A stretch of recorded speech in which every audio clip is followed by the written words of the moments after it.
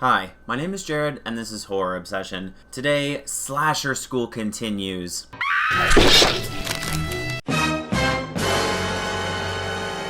With a discussion of the victims. If you followed along in this series, you know that the next two videos are the villain and the final girl, and while the final girl is arguably one of the victims, this video is going to focus on all the other characters who, like Roman gladiators, die for our entertainment.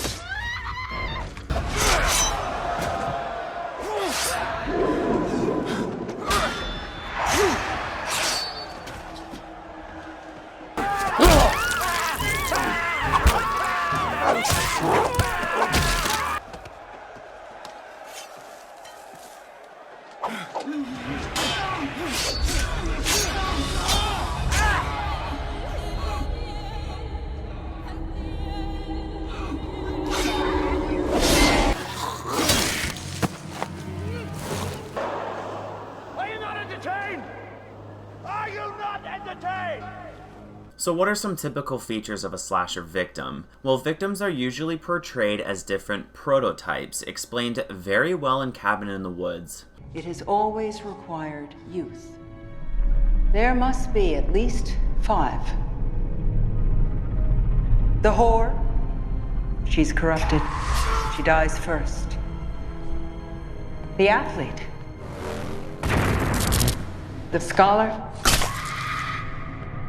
The fool, all suffer and die at the hands of whatever horror they have raised, leaving the last, the virgin. Obviously, not every single slasher has characters which fit into these roles perfectly, but it gives a pretty good framework to understand what kinds of characters you are likely to see in a typical slasher. The biggest question is, why do movie studios do this? Well, the answer is the same for this as everything movie studios do. They want to entice wide demographics of people to come see these movies, so having a character which supposedly appeals to lots of teenagers is a recipe for success. Since this is a slasher movie, the focus is going to be on the characters and the kills. Generally in a slasher, the only character who really goes through a character arc is the final girl. Well-written slashers will use the rest of the cast to help clarify the final girl's traits, such as having them smoke cigarettes or drink alcohol to help create a contrast with the final girl and highlight her purity. Poorly written slashers will simply intentionally make the characters annoying or abrasive so the audience cheers when they die. This can be a fun way of constructing 1 or maybe 2 victims, but if the whole cast is completely one-dimensional, it ends up feeling exhausting. And the audiences mostly feel relief when the movie is over, not exactly the emotion most directors are going for. Once you become a slasher expert, it also becomes fun to try and evaluate the specific slasher you are watching in terms of which prototypes are going to die first. Is Sigourney right? Does the whore usually go see Knife Party live in concert first? Let's go through these prototypes to get an idea of what function they play in the story and how they influence the final girl. Number 1. The Fool. I touched on this earlier, but one core function of the Fool is to make the final girl look more virtuous by comparison, kind of like how the Olsen twins make Elizabeth Olsen look like Mother Teresa by comparison. The Fool serves another function, however, and that is to signal to the audience it is okay for this character to die. I talk extensively about the idea of the sin factor in my videos. The sin factor! It's a sin, it's an extension of number 1. So let's talk about what this means. As Sigourney touched on in her monologue, slasher victims are almost always youth, and when they die, they are seemingly being punished for acting out. In the same way most fairy tales have some kind of moral to the story that children are supposed to learn, like Hansel and Gretel teaches kids to not wander around in the woods and to not eat too much candy, and how Alice in Wonderland teaches kids that if you do drugs you can have a fun tea party with a bunch of adorable talking woodland critters. The end result is adults feel a sense of catharsis seeing young teens get punished for what they now consider transgressions, though they almost certainly did all the same things when they were young. And youth get to see those sinful sinners get punished for sinning, a running theme throughout all of these different prototypes. Number 2, the whore. The function of the promiscuous victim is pretty clear. Human society has been constructed in a way to prevent youth from having sex, because traditionally this is a very risky proposition. Before birth control existed, having sex would fairly often result in a literal lifetime of consequences.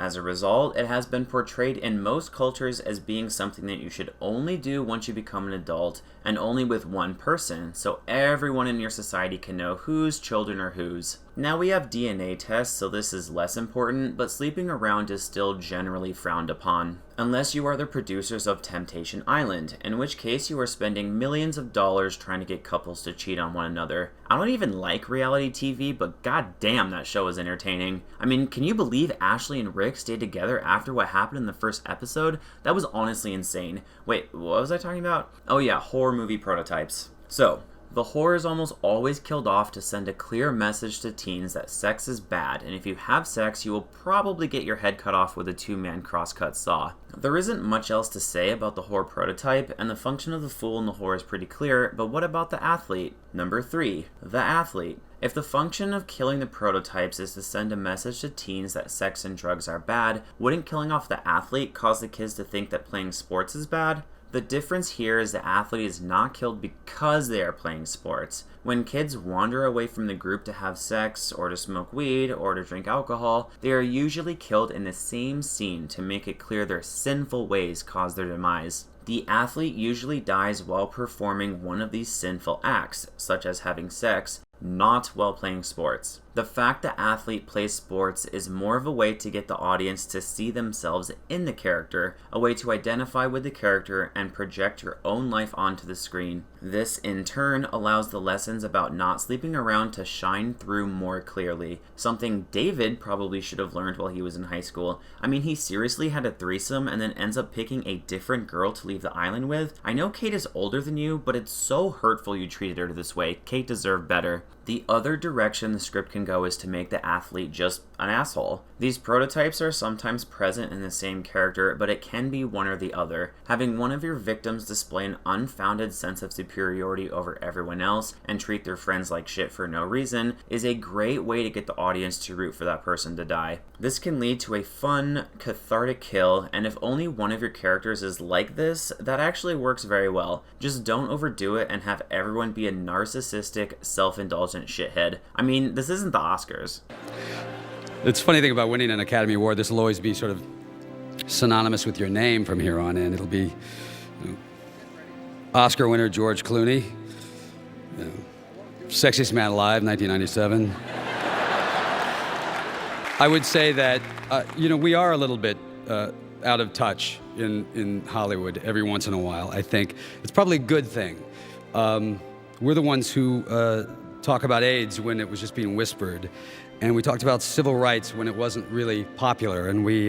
Number 4. The academic. I will say that I disagree with Cabin in the Woods on this prototype a bit. Even in Cabin in the Woods, they kind of mix the prototypes up. They have Jesse Williams as the academic, however they mention that Kurt is on full academic scholarship, and he is the one who tells Dana how to study for her class. In most slasher movies, the character who is most academically oriented is the final girl.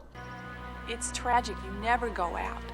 You must have a small fortune stashed from babysitting so much. Guys think I'm too smart.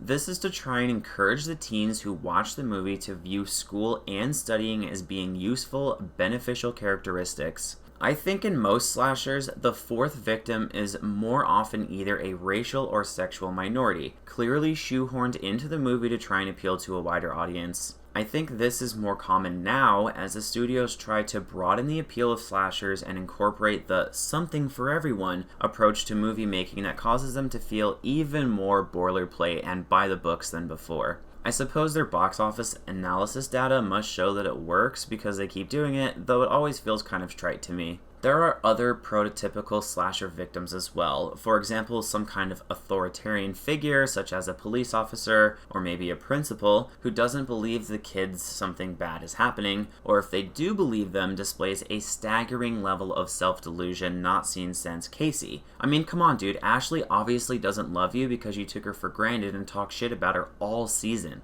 She was in love with you, but after your repeated, demeaning, sanctimonious statements during the bonfire, what did you think was gonna happen? She was desperate for someone sensitive like Ben, and you're over here saying you wouldn't care if she broke up with you? Well, careful what you wish for, buddy. Overall, slasher victims exist for two primary purposes: to signal to teenagers that having sex and doing drugs is sinful and will result in you getting an arrow shoved through your neck, and to highlight the virtues of the final girl by comparison. Some of the individual victim prototypes serve different functions, but one almost universal constant is the victims do not go through character arcs, but rather end up suffering some horrible fate as a result of a character trait or behavior deemed sinful by society. There is only so much screen time, and you can't waste it all developing characters that are going to get the axe. Kind of like how Tracy barely gets any screen time since we know she's gone early, though admittedly it would have been more entertaining if her time on the show ended with a sadistic psychopath murdering her with garden shears or a pickaxe. Or maybe I just watched too many horror movies. Next up, we will talk about the villain, arguably the biggest star of most slasher movies and certainly the most iconic character.